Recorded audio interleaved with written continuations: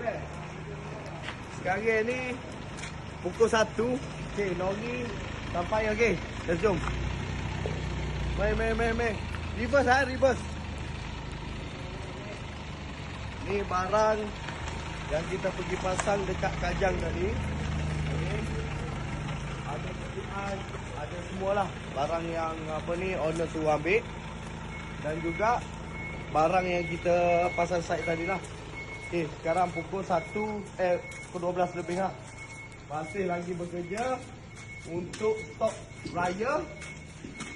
Ada yang Sepang punya, ada yang KL punya, di belakang sana ada yang Keluang Johor punya, ada yang Melaka punya.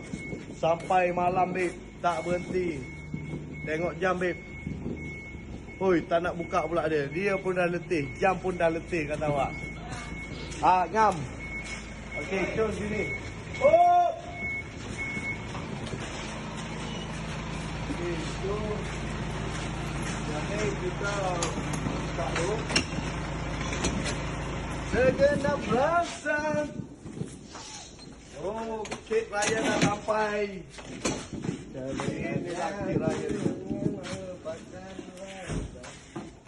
Ini kek raya.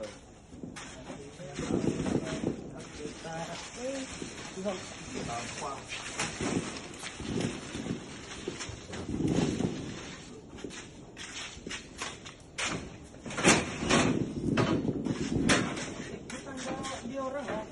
Oh, tangga customer pun dia bawa balik.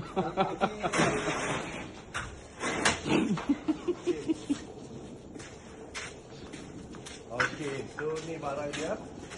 Meja marble Meja marble kita buat pergi di Tasik Senyih. Okey.